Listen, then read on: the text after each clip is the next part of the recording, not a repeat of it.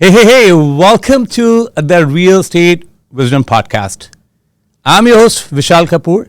I hope you are doing well and managing the economic uncertainty well. Before I start today, let me ask you a question. Are you the landlord or the tenant? Are you happy with our landlord and tenant board system? If you're not, today's episode is for you and futures landlords and tenants. Today, we are diving deep into a critical issue affecting Ontario's housing market, the current state of the Landlord and Tenant Board, LTB, and the urgent reforms needed to improve its efficiency.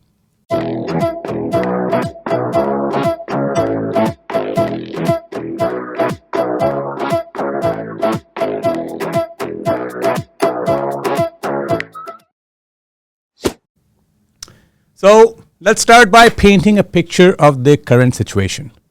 The LTB has been facing significant challenges since 2019, resulting in a dysfunctional rental landscape causing a hardship for tenants and landlords.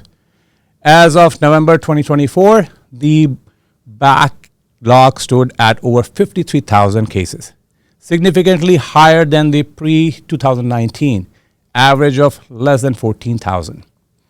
To understand the real world impact, let's consider two scenarios.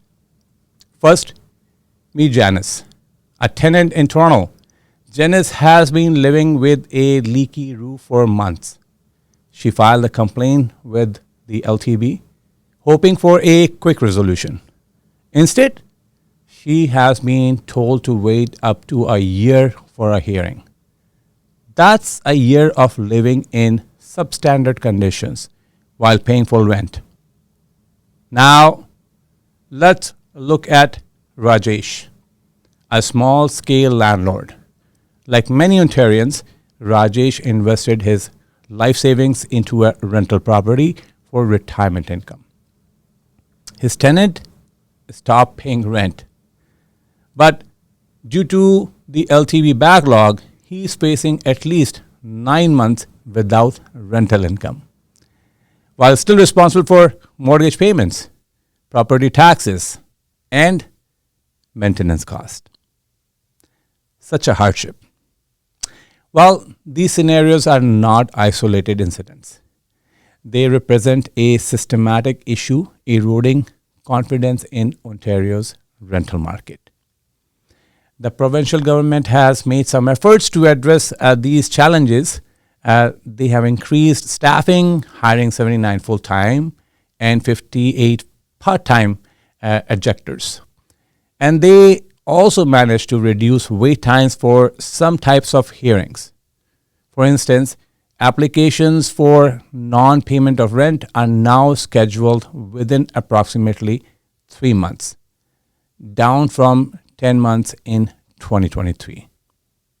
However, while welcome, these improvements are not enough to address the scale of the problem. The backlog remains substantial, and the digital-first approach introduced during the pandemic has contributed to inefficiencies. This situation has far-reaching consequences for Ontario's housing market. Many small-scale landlords, almost 50% of rental property owners, are becoming wary of the rental market. They are realizing that their risks often outweigh the potential returns. Consider this. If you're considering buying condo to rent out, you have to factor in strict rent control measures and the risk of facing months of lost income due to LTB delays. If you end up with the problematic event, suddenly that investment doesn't look so attractive. This reluctance to invest in rental properties is enormous. The housing affordability crisis exacerbating, As of January 2025, we are seeing a decline of rental prices in major markets like Toronto. While this might seem positive for renters in the short term, it's a symptom of a larger problem. The lack of investment in new rental properties, combined with Ontario's growing population, is leading to a severe shortage of rental units. So, what can be done to address these challenges?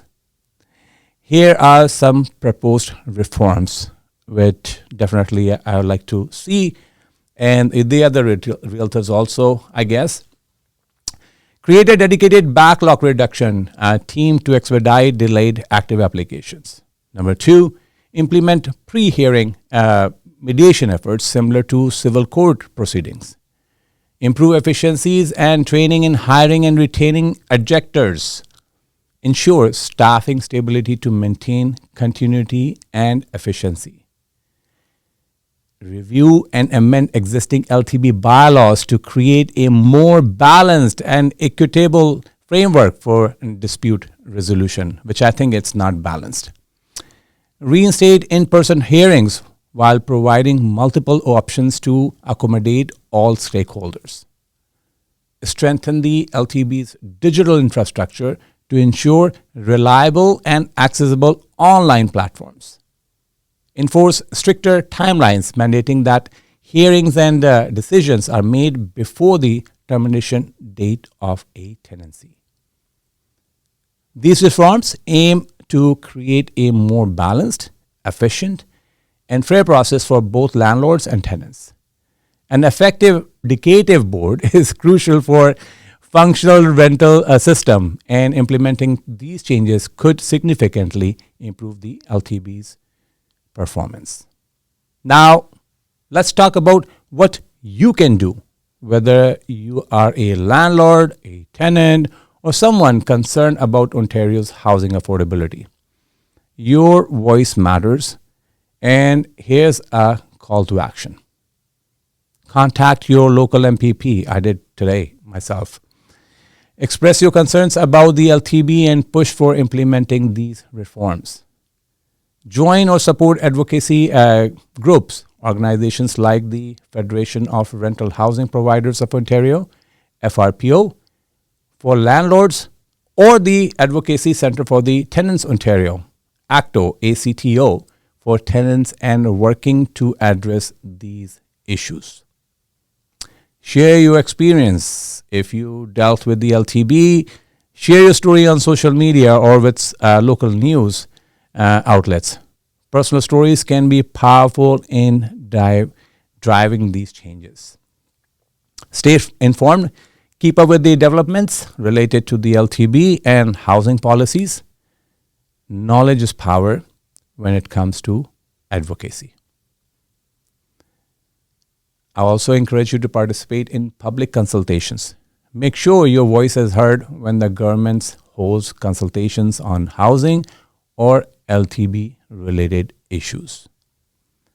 Remember, a functional rental market is crucial for addressing Ontario's housing affordability crisis. By working together to improve the LTB, we can create a more stable, fair, and efficient housing landscape that benefits everyone. This has been the Real Estate Wisdom Podcast. I'm Vishal Kapoor. Thank you for tuning in. Don't forget to subscribe for more insights into the Canadian real estate market. And let's work together to create positive change in our housing system. Thank you for watching. Bye for now. Disclaimer. The information provided in this podcast is for informational purpose only and should not be considered as financial or investment advice. Consult with your professional before making any real estate decisions.